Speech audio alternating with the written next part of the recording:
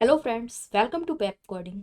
आई hope आप सभी लोग स्वस्थ होंगे, मस्त होंगे और अपनी लाइफ में ज़बरदस्त तरीके से परफॉर्म कर रहे होंगे। आज की इस वीडियो में हम जानेंगे फंक्शंस के बारे में। तो चलिए समझते हैं। फंक्शंस आपने सब सुना होगा अपनी 11th-12th की मैथ्स से, तो वहीं से रेफरेंस लेते हैं हम। एक एफ एक्स करके फंक्शन है एंड कुछ ऐसे डिफाइन है 2x+3 एंड हमें y की वैल्यू चाहिए जो कि एफ एक्स के बराबर है। तो क्या करेंगे, हम x पास करेंगे और हमें y की वैल्यू मिल जाएगी। कैसे? इस एफ एक्स को सॉल्व करके। तो लेट से हम x की वैल्यू ले रहे हैं, x इक्वल टू 2। तो y की वैल्यू क्या आएगी? 2 × 2 + 3 मीन्स 4 + 3 = 7। हमारे प्रोग्रामिंग के फंक्शंस भी कुछ इसी तरह से होते हैं।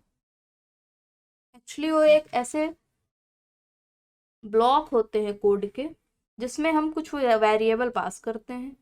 एक वेरिएबल x पास कर दिया और वो उसको कैलकुलेट करके मीन्स एफ एक्स परफॉर्म करके हमें आउटपुट में y की वैल्यू प्रोवाइड कर देते हैं। सो फंक्शन कैसे डिफाइन कर सकते हैं हम यहाँ पर? एक ऐसा कोड का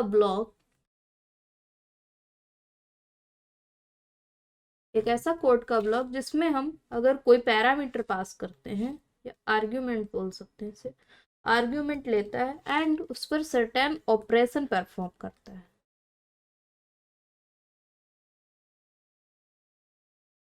एंड वो ऑपरेशन परफॉर्म करके हमें आउटपुट रिटर्न कर देता है।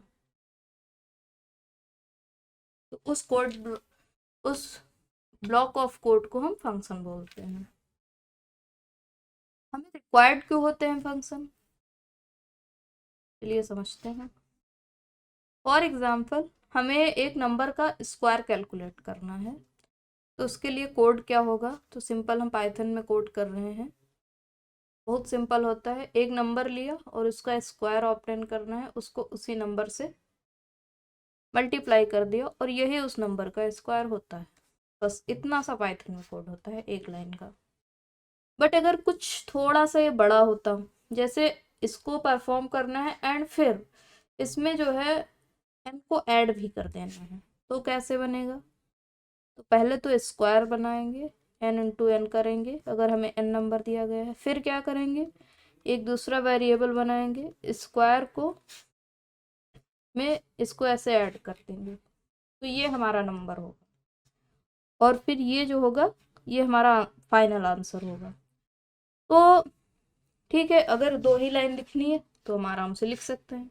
बट एक हम ऐसा कोई प्रोग्राम लिख रहे हैं जिसमें ये कोड बार बार हमें चाहिए, मीन्स जितनी बार हमें चाहिए उतनी बार हमें ये दो लाइन्स लिखनी होंगी। फॉर एग्जाम्पल, हमने एक ऐसा प्रोग्राम लिखा जिसमें ये 4 बार आया है, तो हमें ये दो दो लाइन्स 4 बार लिखनी पड़ेंगी। बट इसकी जगह पर अगर हम इसका फंक्शन बना लेते हैं, तो साथ साथ सीखते चलते हैं कि फंक्शन को लिखते कैसे हैं पाइथन में। तो डिफाइन करने के लिए इसको डेफ बोल देते हैं और डेफ करके कुछ फंक्शन का नाम ले लेते हैं। फॉर एग्जाम्पल, हमें कुछ ऑपरेशन करना है स्क्वायर के साथ, तो एसक्यू फंक्शन एंड इसमें पैरामीटर पास कर देते हैं।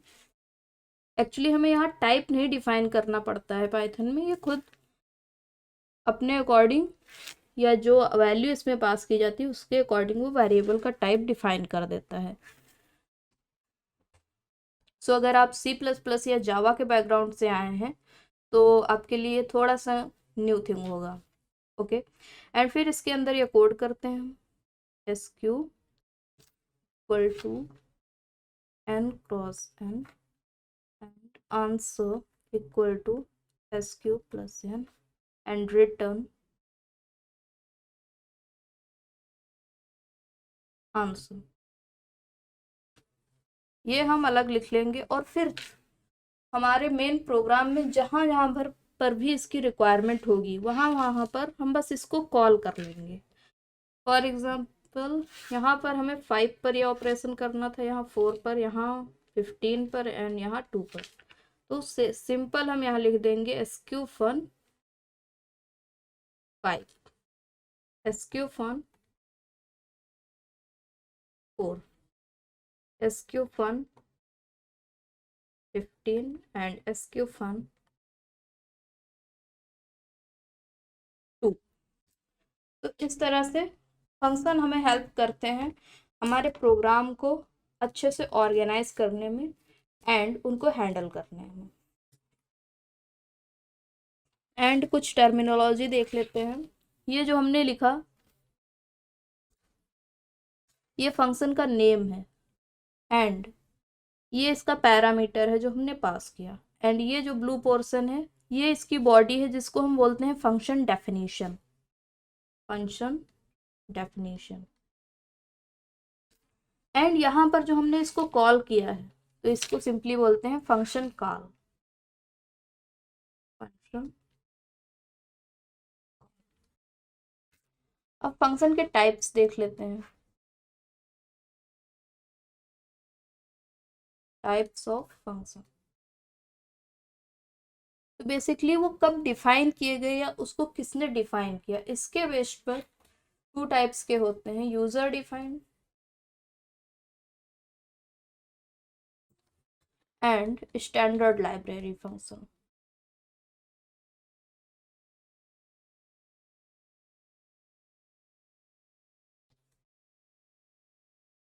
यूजर डिफाइंड वो है कि अगर हम प्रोग्राम कर रहे हैं कोई एंड हमें कुछ ऐसा ब्लॉक ऑफ कोड मिलता है जो कई बार रिपीट हुआ या हमें लगता है इसका फंक्शन हमें क्रिएट कर लेना चाहिए, तो हमने उसका क्रिएशन कर दिया। मीन्स जो प्रोग्रामर अपनी आवश्यकता के अनुसार डिफाइन कर लेता है फंक्शन, उसको बोलते हैं यूजर डिफाइंड फंक्शन। एंड कुछ फंक्शन उस टाइम पर डिफाइन कर दिए गए जब ये लैंग्वेज लिखी जा रही थी, ड्यूरिंग लैंग्वेज फॉर्मेशन। जैसे हम प्रिंट यूज करते हैं तो ये एक ऐसा फंक्शन है जो उसी टाइम पर लिख दिया गया जब पाइथन बनाई गई। एंड एक मैथ्स करके लाइब्रेरी होती है, उसमें कई सारे मैथमेटिकल ऑपरेशन के फंक्शन होते हैं। For example ABS, square root and many mores. तो ये ऐसे फंक्शंस है जिन्हें हम स्टैंडर्ड लाइब्रेरी फंक्शन बोलते हैं। सो आई थिंक हमने एनफ थ्योरी कवर कर ली है फंक्शंस की। तो चलते हैं फंक्शन बना के उसको कोड करके देख लेते हैं। तो ये किसी दूसरे क्वेश्चन की आईडी स्निपेट है, बट ठीक है यहीं पर कोड कर लेते हैं हम। तो एक नंबर लेना है हमें, तो इनपुट लेते हैं n equal to integer type का लेना है input, and then function define करते हैं फन नाम का, एंड इसके अंदर पैरामीटर पास कर देते हैं n, एंड इस पर कुछ ऑपरेशंस करते हैं। For example ans answer equal to n cross n। Okay, and then इसको अपडेट कैसे कर देते हैं, इसमें प्लस कर देते हैं 2, एंड फिर अब हम यही रिटर्न कर लेते हैं, रिटर्न ans। चलिए अब इस फंक्शन को कॉल करते हैं। अच्छा, पाइथन में आप चाहें तो मेन फंक्शन लिखें चाहे ना लिखें, तो हम बिना मेन फंक्शन के कॉल कर लेते हैं इसको। तो यहाँ पर लिख दिया मैंने प्रिंट फन ऑफ n। तो चलिए इसको रन कर लेते हैं।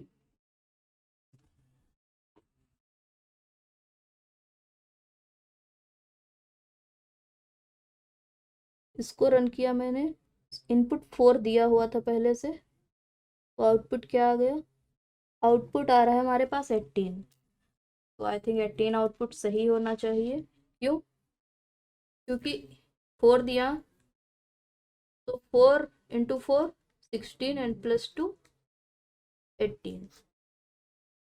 ओके, कुछ दूसरे इनपुट पर चेक कर लेते हैं इसे। मैंने यहाँ पर पास कर दिया 20। अभी इसको रन करते हैं।